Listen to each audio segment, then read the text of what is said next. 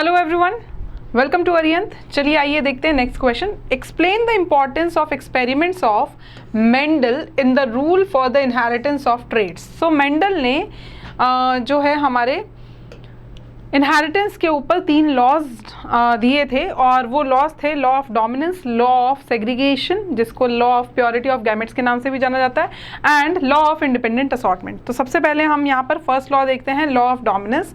इस लॉ के अकॉर्डिंग जब 2 होमोजाइगस इंडिविजुअल पेरेंट्स जो है उनका क्रॉस करवाया जाता है with contrasting characters are cross, तो F1 हाइब्रिड जो आएगी उसमें हेट्रोजाइगस कंडीशन आएगी। So it will have both the contrasting alleles of a pair but only one expresses। लेकिन इन दोनों में से, इन दोनों alleles में से सिर्फ एक ही एक्सप्रेस होगा और जो एक्सप्रेस होगा वो डोमिनेंट होगा और जो एक्सप्रेस नहीं हो पाएगा वो रेसेसिव होगा। So यहाँ पर this was the law of dominance given by Mendel and this was the first law। ये फर्स्ट लॉ था।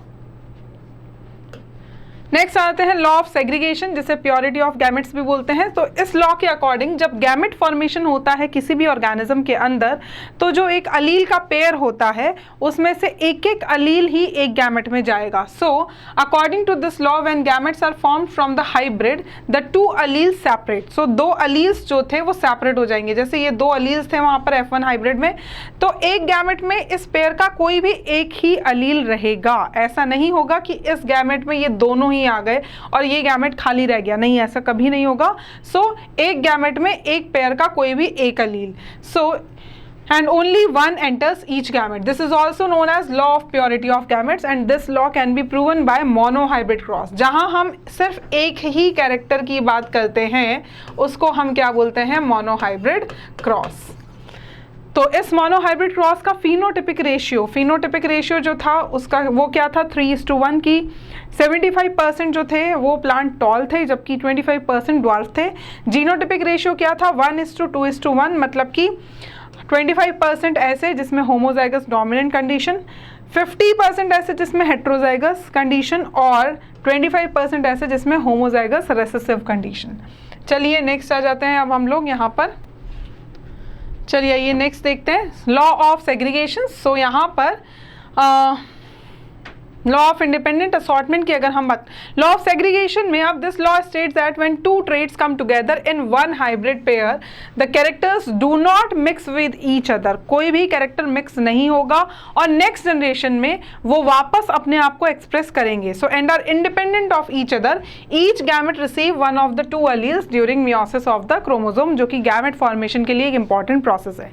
Next is law of independent assortment. So it states that a pair of traits segregates means separates independently of another pair during gamete formation। भाई एक pair है अलील का, वो दूसरे pair से independently separate होगा ड्यूरिंग गैमेट फॉर्मेशन। ऐसा नहीं है कि भाई इसने वो इस वाले पेयर में कैपिटल R अगर इस गैमेट में जा रहा है, ये एक गैमेट है ये दूसरा गैमेट है, तो कैपिटल R जा रहा है तो यहाँ से भी कैपिटल Y ही इस गैमेट में आए, ऐसा कोई फिक्स नहीं है। इनका जो सेग्रीगेशन है वो इंडिपेंडेंट होगा इनसे और इनका सेग्रीगेशन जो है वो इंडिपेंडेंट होगा of this one.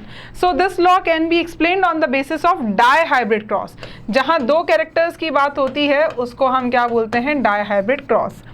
Dihybrid cross is a cross that involves 2 pairs of contrasting traits of a characters। For example, when a cross is made between yellow round and wrinkled green seeds, both homozygous plants, only yellow round seeds are seen in F1 generation।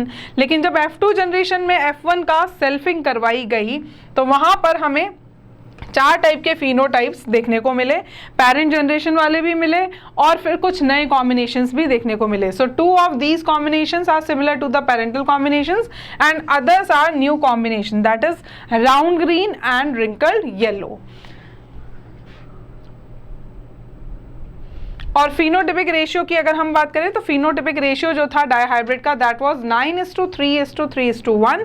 Genotypic ratio की बात करें तो 1:2:4:1:2:1:2:1। So this was our question. I hope आपको solution समझ में आया होगा। Thank you.